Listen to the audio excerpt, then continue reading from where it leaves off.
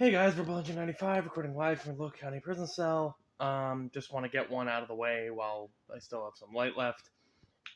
So this fight I'm going to be doing today is going to be, before I did an episode, I think it was Griffith and, what was it, Akechi from Persona? And I was thinking around, like, do I label this a Griffith fight, or do I label this a Femto fight? Because both characters are involved, right? Like, Griffith becomes the human vessel. Spoilers for anyone who hasn't seen Berserk or read it, but Griffith becomes the, kind of like the mortal vessel for Femto, because Femto exists in a separate plane, so, Griffith becomes, like, his vessel on Earth, right? So therefore, Femto is only able to exist physically in our world when there's like a merging of worlds, or there's a space between spaces, right? Okay, so what I'm gonna do is I'm gonna make this one a Femto fight. Probably gonna refer to Femto as Griffith a few times, and we'll call it even, because I think that's fair enough. So anyway, this is Pinhead from Hellraiser versus Femto from Berserk. I do like the idea of this fight. I do really like this, because like Akechi and Griffith as a human, and after becoming Femto, had a lot to correlate to Akechi, like from a human standpoint, right? From like an emotional standpoint. These two, and again, they're kind of, they kind of have similar backstories as well. These two are no longer, like, the theme of this is that these two have basically abandoned any hopes of gods and have just gone to, do the complete opposite, and have kind of ascended to godhood in the process. So I'm going to start with Hellraiser. I don't quite remember all of the specific names and details. Hellraiser is one of those properties that I've had to skim over a little bit. So anyway, the being we know as Pinhead, in, like, as in the guy, there's also a female Pinhead. But the being we know as Pinhead was originally a British World War I think he was a sergeant, who, after fighting in Flanders, France, in a battle, basically gave up his will to live and gave up all faith in God, because in his eyes, and in his words even, he said, in Flanders, God was not with us that day, right? Or there was no God in Flanders that day, or something along those lines, right? Okay. So he goes around traveling the world after the war, and discovers an artifact known as the Lament Configuration, and by opening it, releases the same thing that every other protagonist that has ever opened the Lament Configuration in Hellraiser does. Unleashes the Cenobites, which are depending on, again, like, and again, I know this is only dialogue, like, we're demons to some, angels to others. They're other dimensional beings, but they are kind of looked at as demons. Other dimensional beings who have kind of lost any sort of semblance of humanity, and now are so twisted that they see pain as pleasure, both experiencing it and inflicting it on others. And this general, already having essentially lost his humanity beforehand, became the leader of these Cenobites after being transformed. So his skin was flayed. He was wrapped in. He found leather leather outfit very easily. I guess they have that in that dimension. His skin was flayed. He had needles stuck into his head, and therefore he developed the name Pinhead. Now, I don't think he was ever named that in the series, but that's what the fans have colloquially come to call him, right? But don't let the jovial name fool you, because this guy's not one to be trifled with. Now, originally he only had any sort of power in his own realm. I don't know if it's called. I think it's referred to as the underworld in some cases, but it's not like supposed to be hell. Except for the times where it is, because there are some extended universe novels where they actually do like go to hell and fight like actual demons and stuff. But eventually he is capable of doing all of the stuff that he's capable of doing in other dimensions in anywhere. So there's not an issue if he has to be within a certain dimension. So because he worshipped the being known as the Leviathan, which is, I guess, arguably the demon. Well, actually, you know what? No, there's the biblical Leviathan, but then there's also the Prince of Hell, the Leviathan. I don't know, whatever. He's able to read people's minds. He's able to teleport. He's able to telekinetically manipulate chains that literally appear out of nowhere. I thought it was part of his body. No, they actually just appear out of nowhere. He can actually just create them from nothingness. He's nigh immortal. I don't think he has. I don't know if it's necessarily a healing factor or just like regular mortal wounds can't kill him. I think it's only like, again, it's only like substantial wounds, like pierce through the heart, decapitation, stuff like that. Complete incineration, maybe. Things like that. Horror movie stuff that would kill him, right? Now, from what I can gather, his only other weakness is reopening the lament configuration, right? Which would trap him back into his own dimension, until somebody else opens it. I think I did a similar thing with the Chucky versus Slappy fight, didn't I? Where it was like, yeah, like the horror movie thing of, oh, well, if this person does this, you know what I mean? Like, you're not technically killing them, you're just technically putting them to sleep, but like, that's the closest thing the character is able to, you know what I mean? That's the most likely way the fight would end, and like, that's the closest the character is going to come to death in that scenario, so like, whatever. But yeah, no, like, so maybe if Griffith, like, or Femto, sorry. So, like, maybe if Femto were to be able to, like, destroy, like, trap him in and then destroy the lament configuration, that is, or, like, trap it into another series of pages, maybe that would count as, like, a death, because it's like, okay, he definitely cannot come back. But anyway, so yeah, that's Pinhead. So, going on to Femto, as I've explained already, Griffith is the mortal form of Femto after founding the Band of the Falcon, or the Millennium Falcon in some cases, depending on the translation, or Band of the Hawk in the anime. Griffith went on a successful rant of fighting for a kingdom, and he was made to be a noble, but after Guts decides to leave and he loses a battle. I think he lost a battle. I don't know. Something happened. Griffith kind of snapped, seduces and beds the princess, and then the king sentences him to a year of torture, to where his limbs were lengthened, he was flayed, cut up, bathed in boiling oil, had his dick chopped off, had his tongue cut out, all that stuff.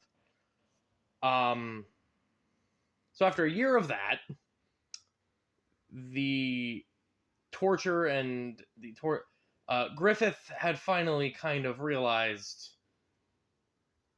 that was the point where the what was it called, the egg of the king or something like that, whatever the artifact, the egg with faces on it that Griffith carries around, that's when that kind of did its job, opened up a gate to hell, And Griffith became the being known as Femto. Now, Femto, Griffith, we've talked about, is a phenomenal swordsman, does all this other stuff. Griffith's not going to have a ball in this fight. I'm going to tell you right now. The reason I want to do this fight as Femto and not the Akechi one is because, like, Akechi fighting Griffith in our mortal world has a reason to happen, right? Like, him starting the fight as Griffith. In this fight, you might as well just put them both against each other. You might as well just say Femto and Pinhead. Femto is a completely different guy. Femto is essentially a dark god. He's been promoted to dark godhood, and because of this, he's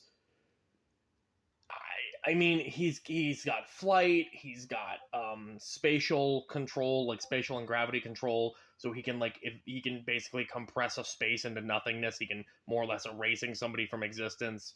He can trap people within spaces. He can teleport. He can and he can even, this is unrelated to his spatial powers, but he can even essentially see the flow of causality, which basically means that because he's no longer within the mortal spectrum, he can kind of look outward at it, or look from the outside of things looking in, or he's on the outside looking in rather on like events occurring. He can perfectly see cause and effect, basically, right? It's not like Dr. Manhattan levels where he's like he's omnipresent or anything.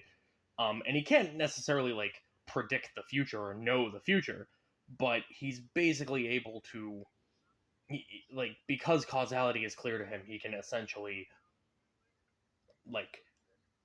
he knows the path he knows the direction that things are going in at all times, basically.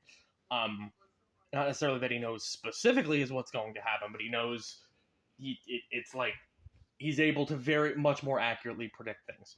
Speaking of causality, there's another kind of outlier that I have to bring up, and this is kind of like where we wanted to. I brought up the stand issue here a couple of times, where anytime I put a JoJo's character in, I have to ask with a stand at least, I have to ask myself, is the other character capable of interacting with a stand, have something similar enough to a stand that we can ignore the rules, or so overpowered that it evens out? I kind of have to do this with the Femto thing, because Femto has he's also removed from causality, which basically mean it's sort of like plot armor, but canon, like, to the series, where because he's a god, he's essentially treated, as far as the mortal plane is concerned, he's essentially treated as like an observer rather than a participant. Like, he's observing fate rather than being a part of it. He's kind of removed from fate. So the way it's described is that he's completely immune to all mortal opposition, due to in the same way that an author is immune to opposition from their character that they've written. And the only beings that can attempt to confront him are somebody who is not a part of his story, so to speak.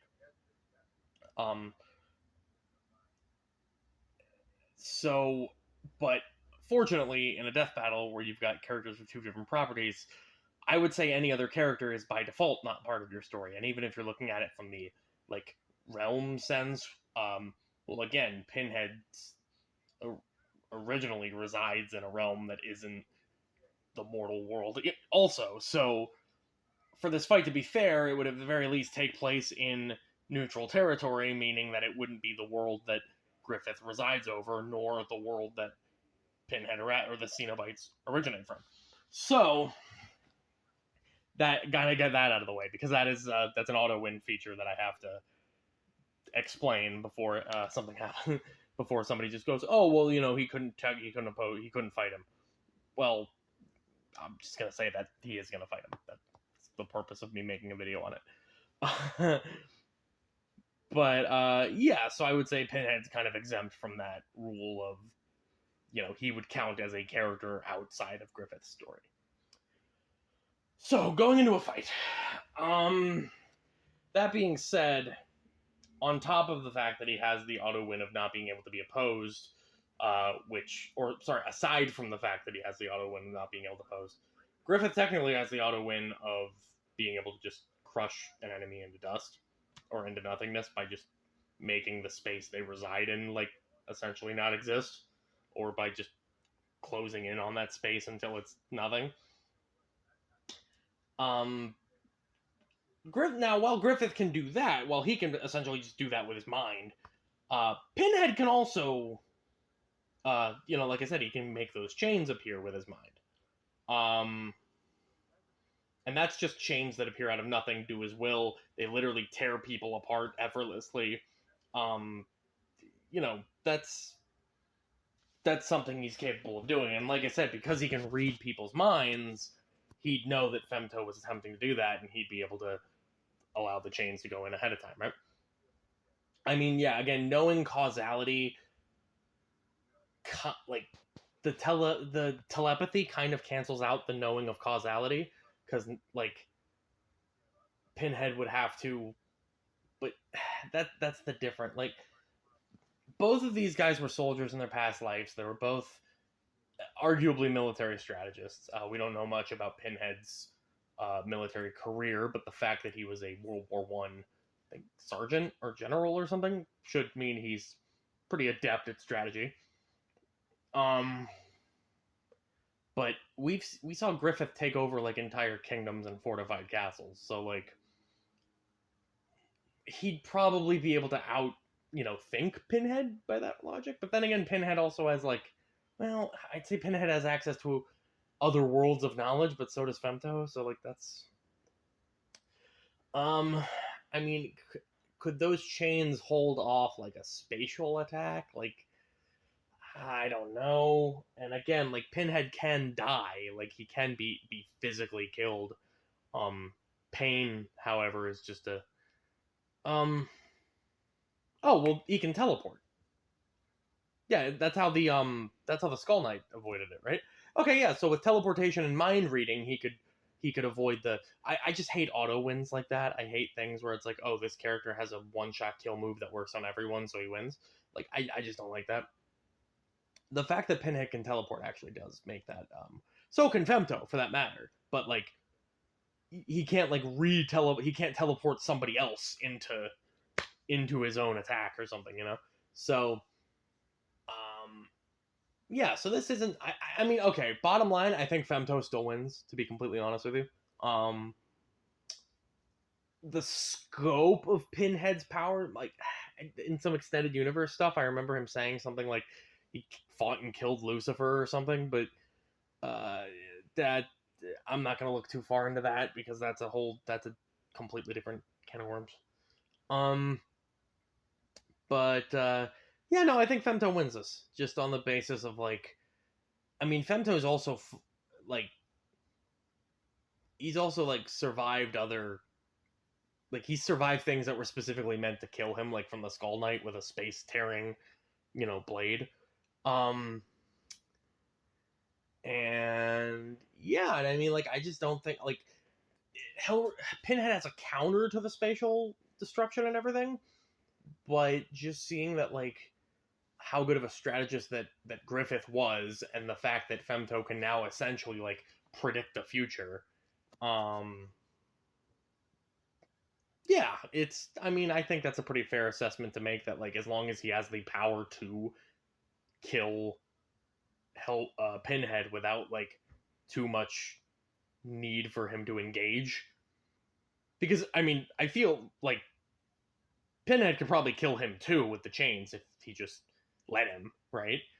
But that's what I mean. Both these guys have teleportation. They both have auto win, or they have the ability to kill each other.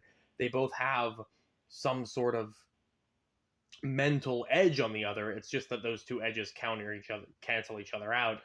And so basically it goes down to bare bones, and I think when you do that, I think Femto wins it. So anyway, for Blenja 95. See ya.